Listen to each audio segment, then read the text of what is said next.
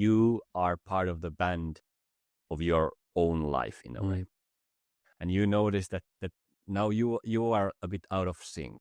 Do you try to start playing even stronger in your own pace and try to kind of force the others to come to your tempo? Or do you pause and then continue when you find the pause or the rhythm that the whole orchestra or band is playing? So I would say this is my preference, that it's more about, okay, observing, taking the pause, and then joining back into the band's tempo, and kind of allowing the flow of life to continue that way. That would be my answer, since at the same time it can be, let's just put it, a slippery slope. Yes. If we try to start micromanaging or fine-tuning or honing the different layers of our life and existence. And that can be one form of, and it can be a form of seeking, trying to find yourself, find the way out of something, some sort of a predicament that you think that shouldn't be there. And this can be shown in many different ways. Spiritual seeking, finding a new job every 3 months, finding a new partner in every year, gambling addictions, all these different types of ailments in a way can be also seen as there is something that you're in a way avoiding, and then therefore you're moving towards something else.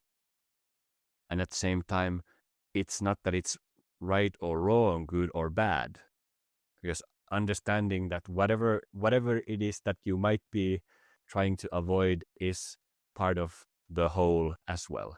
And in a way allowing that, even if there is that one instrument in the band that you don't kind of like, well, it's part of the whole. It's part of the funk. That one instrument is there as well. Yeah, we don't need to put it on a pedestal, nor we don't need to necessarily pluck it out there either. We can just allow it to be as part of the whole thing.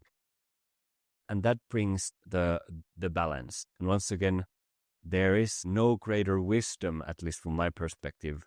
I can't tell you, or you can't tell me, the composition of my orchestra or my band. It's more about allowing life to show it in a way that's the natural way for this human being, and it might be different from the other one. Yeah, some people are going to prioritize the brass element of the orchestra, and some people prioritize the string. Some people might have a solo, some people might but the point is that you are an orchestra, and you just sort of going back to the instrument that you don't like.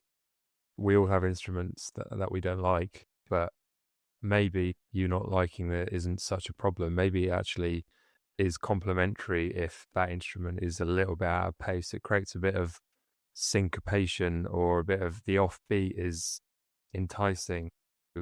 Yes, I like that analogy a lot. I think music is an exceptionally relevant and tightly linked analogy, analogous towards human beings and human life. What do you think is the potential for viewing ourselves as a whole? You've used the word balance a lot. Do you think that is the highest goal, the greatest ideal that we can aim for? That's a curious question. I would say that, and I actually say this a lot. My experience of living the life as a human is deeply ingrained in the notion that I live in a world that is ready. In a way, I live in the Garden of Eden. There might be things that are happening that are uncertain, unfortunate, different things like that. And as that is also seen as part of the perfectly imperfect life, it creates a profound level of what we could call freedom for us as humans to also express the deeply, deeply ingrained creativity, something that we could call the divine in humanity, the God that's dwelling in all of us, using different analogies. I would say that unearthing and allowing that to come out and to blossom, that's the deepest and most profound potential for us as humanity, as individuals and a collective. And of course, the paradoxical notion of what it looks like, that might be looking different than what we think it would be, which comes back to, once again, the notion, for instance, before enlightenment, chop wood and carry water. After enlightenment, chop wood and carry water. So the notion of life having to be something that else than it is might actually kind of drop off or peel away. And then the simplest things of life, the ordinary living, actually shows up as the most alive and the most creative thing. Because once again, going back to the musical analogy, if every day of your life, whether it is sunshine or snow or rain, it's a symphony, it's a beautiful symphony, then it is a beautiful symphony. And as we know in music, at times you have more of like stronger and more like melodic sections, and at times we might have a more tender sections that are more easier to listen to. And we don't necessarily judge that as that, but it's more like, yeah, I like the whole symphony, trajectory of it, and the whole experience. So that's the I would say the greatest potential that is already within the reach of us as individuals and humanity. And after that, there's necessarily no need to know what comes after that. If we decide to, or if creativity goes and we decide to fly to moon, or the whole galaxy erupts into something greater and more beautiful, that's that too. And if we just continue living our lives in this planet and kind of wake up in the morning and do our things and go to sleep in the evening and continue that's that as well. The common sort of modern day virtue that we all rise up to the highest point is happiness. And we all, it's not as much now, but like 10 years ago there was a huge influx in like happiness and wellness books, and we were all being sold how to be happy. And I think that's kind of, we've cottoned on to the idea that actually, and this is something that there was a famous philosopher who said, if you gave human beings everything they ever wanted, eventually they would rip it all to pieces just so that something unexpected would happen. And I think that's really true. Happiness is not the highest ideal. Happiness is, one of the reasons is because happiness is kind of a bit like pleasure. And pleasure is really not something you should seek, because you become addicted to pleasure, and the highs and the lows of pleasure are, well, it's not, people often, maybe they don't, but it would make sense to think that people get addicted because of the highs of a substance or of a stimulus. But I don't think it's not just that, it's the highs and it's the lows. It's the contrast between the two is what creates that bond, that sort of tight grip bond on you, over you. So the really the highest virtue or ideal should be something like adventure, or as you mentioned, the idea of the Garden of Eden. The Garden of Eden is I learned this from the psychologist John Peterson, who was talking about the reason the Garden of Eden is held as the highest place is because it's a garden, meaning it's a walled garden, meaning that there's an element of chaos, an element of order and control to it. But it's also a garden, meaning that there's an element of chaos to it. And human beings like that balance between the two. If we could straddle we'd walk like that down chaos and order, and that's the way we want to be. And that's kind of like, and some people can tolerate more chaos and some people need more order because they're physiologically hardwired different, and also have different life experiences. But adventure that's why I do these podcasts, and that's why you're doing what you're doing, because we're trying to have the best adventure we possibly can have. And everyone's adventure is different and unique to them. And we all have our own Hobbit story that calls us out to go and drop the ring off in Mordor or wherever the hell they go. So yeah, what do you think? How important do you think adventure is to human beings? I would add the notion that when the adventure is taken as a childlike endeavor, Okay. because there's a difference if There's a you are difference, yeah. innocently like a child, you're going on an adventure, your path to school takes you through a forest, and there's a river, and you end up getting you go late to school because Yeah. you just get lost in the woods in the beautiful poetic way. There's a difference to the thrill seeking adventure that is adrenaline driven, that Yeah. a lot of us nowadays get hooked to, Good point. doing all the crazy sports and stuff like that over and over again. Now, I'm not saying that that's good or bad either. There's a difference between these two types of adventuring. So in a way, the kind of childlike, innocent, playful, creative type of an adventure, I would say that's what we do, whether we like it or not. For some people, maybe the realization and the awareness of the adventure of their lives could be said to be a bit more of a dull one, if viewed from an objective perspective. And for the others, it's more like, yeah, I'm really taking it day by day and fully living it. Since part of maybe a deeper, once again, deeper layer of that narrative is, of course, the notion of duality, and the notion that we live in a world where a lot of things are seen to be holding to poles, and then we kind of just swing between, and that can be quite an addictive adventure to hold. And I would say that when we go and allow the adventure to just take us, like you could say that the Hobbit narrative goes, that I think now I'm geeking a bit.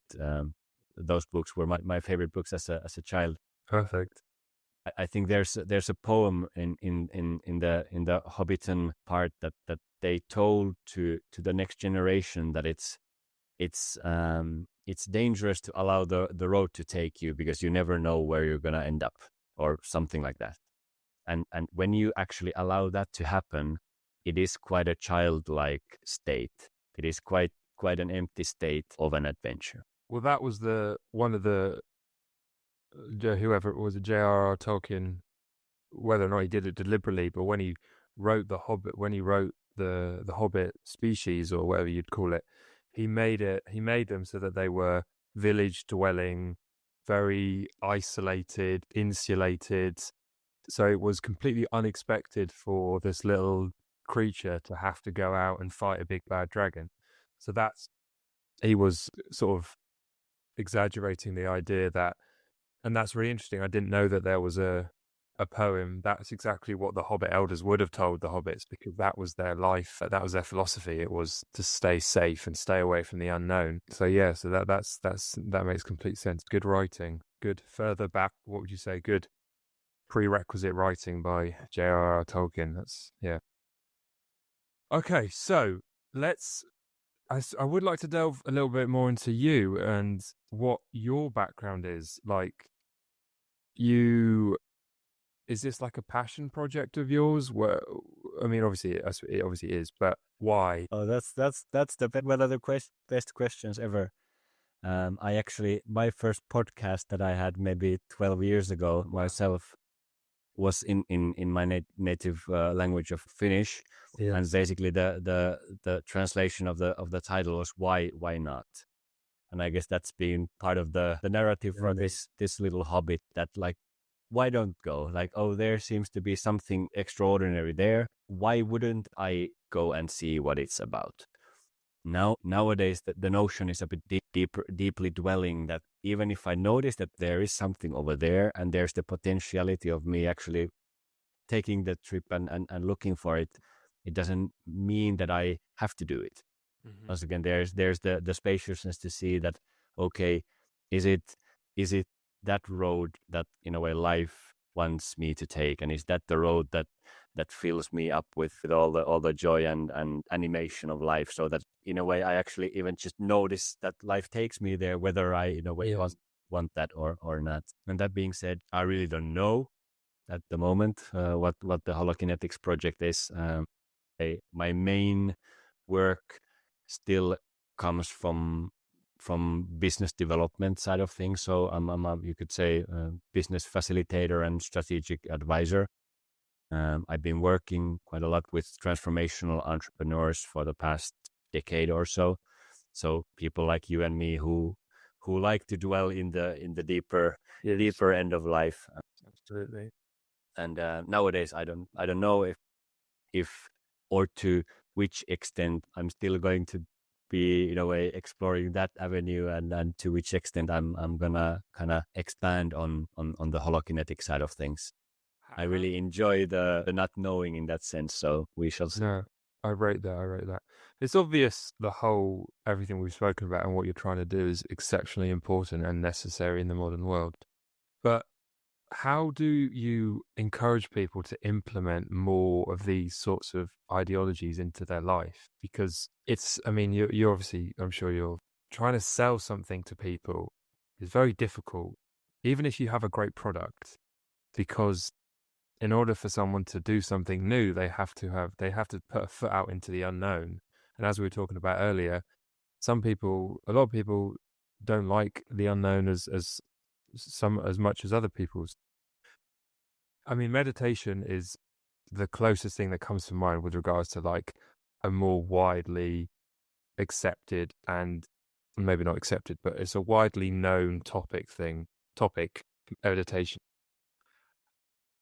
What would be the best way of implementing, or the best sort of facet of implementing these things? And B, how do we get more people to take an interest in these things? Because it's undeniably going to help people, but it's just the information isn't out there because you're fighting such strong forces. Oppositionally, there's so many things, and I don't mean like people or companies as such. I just mean drives, like getting people to eat healthily when the drive for eating unhealthily is so strong, as a sort of an example. So, best asset, how do you help people to convert slowly, gradually? This might once again sound a bit paradoxical. Fine. It can be that the notion that I hold dearly within my heart is that actually there is really no need to try to fix or change anybody or anything. Okay. If and when somebody feels called, they get a weird, nice new sensation in their bodies, or for some reason the conversation that, for instance, we are having here raises their intention, is their interest, the level that there is a new intention of, I want to go and see what's that about. That is the internal invitation of life to actually go on to that adventure. And as a childlike adventure, if mom and dad ask you and tell you to go and play in the woods, there is a different type of resistance from you actually just ending up deciding to go with your mates and have fun. So that's there's the notion that we don't need to force things, and at the same time, for anybody who kind of feels some sort of an inclination that, ooh, there is something here, something moves within me, I would just invite you to realize that there is an alternative from the ways that you've been living in the past, or from the ways that the mainstream media or different types of institutions might be showing up. There is an alternative way, and the best way for you to, in a way, observe and get to know what is, in a way, the right way or the most alive way for you is to slow down. That's what I would say is the one quite commonly viewed thing in different types of modalities, is the slowing down. Because what happens in our physical body and being at the moment, we are wired, a lot of us are wired so tightly. It's like a string of a guitar that's wound too tightly. It's gonna snap. Yeah, it sounds off and it's gonna snap. So how do you It's not tight enough. you can't play any music. Sure. Yeah. Exactly. Yes. That's once again the balance. And I would say that most of us, not everybody, let's not make it too dogmatic, but most of us, it's the way that our nervous system is so tightly wound that whatever the way it is that you can just kind of start taking a bit longer breaths in your life, not just biologically, not just physically, but allowing yourself a bit more spaciousness, a bit more self-love, self-compassion. That creates the spaciousness to go, hey, I used to, now this is just a simple example. I used to smoke 2 packs a day. Wow, actually, I noticed a craving within me. Instead of going to the familiar route, I'm actually going to go for a run, just as an example. There's a stressor that comes up in my system and there's the habitual pattern. And actually now I'm going to do it a bit differently. It's something that comes up in a lot of philosophical, as you said, modalities, this idea of you have to endeavor to separate yourself out from how you feel. So developing the ability to detect and view your thoughts and then your feelings is a great thing to practice. I mean, it's really bloody hard. So you have to do it. If anything that's really difficult to do, people often make the mistake of trying to do it in the most difficult times. But you can't try it in the most difficult time. You have to try it in the easiest times. So then you can learn to do it, and then you can try in a difficult time. So if someone's having a panic attack, and you'll go, okay, I'm having a panic attack, but can I separate? No, you can't. If it's the first time you've ever done it, you ain't going to do it. But if you're a bit anxious or a thought comes up in your head, you can go, okay, I've had a thought. What does this thought mean? And then eventually you can create that degree of helpful separation and this ability to put like a window over between you, whatever you are, consciousness, whatever, and then this emotion that you are viewing. I talk about this all the time on podcasts because I think I just can't sort of express it enough, but the God, the sort of the line of thinking of gods and the way that we would used to believe that we were the playthings of the gods. We had been possessed by the god of rage or whatever, is actually a phenomenally accurate way of defining human emotion, way more than telling someone, oh, there's some of these little things going on in your brain that are making you feel like this. No. When you're in the grips of rage and your whole worldview shifts to one of rage and you get blinkered, it's the God analogy, the philosophy is, I mean, philosophy is for me is a great way of understanding human behavior, potentially even more than psychology, actually. If you want to understand human behavior, you should look into philosophy, at least from a phenomenological point of view. It's a bit vague and wishy-washy. You've got to be able to put it into real-world experiences. But yeah, so I think in a sense, we believe as if we've progressed our understanding, but we've lost something very important to our understanding, and that's why we love drama, because I think it's really important that you've got kinetics in the name, because we're not sedentary beings in any sense of the word. Movement is a very important part, not just physical movement, but sort of existential movement, psychological movement. That is, if we, I don't know what animal doesn't move at all, bloody slug, even though they move, don't they? But yeah, we move a lot in many ways. So yeah, just philosophy is really good on that part, in my opinion. But yeah, and part of the coming back to, for instance, the story or the analogy of the 3 brains is the notion that some people, when you listen to this discussion, you might detect a tonality of a bit of vagueness in the speech, and that is also no. And both of ours, and to a certain extent, I would even argue that it's partially intentional. Yeah. For instance, when it comes to philosophical discussions, there is the sense of spaciousness and the exploration in it, Absolutely. which allows new insights to emerge. And that's part of the richness and the beauty of it. Going back to the notion of for instance having a panic attack and or being anxious, one could even argue that dealing with difficult experiences, whether they are emotions, thoughts, physical sensations, they could all be kind of bundled into the box of experiences of a human being. You could say that similar to us practicing our physique, we can practice the art of experiencing things. And the same way that if you've broken your leg, you don't start squatting with heavy weights at that same time. You do it progressively. You allow the bone to heal, and then you start to do physiotherapy and start to build your physique. And that's the same thing, that if you're in the midst of something really, really tumultuous, like a panic attack, which can be at that moment experienced as the equivalent of, for instance, of a broken foot. Yeah. You don't go for a run at that point.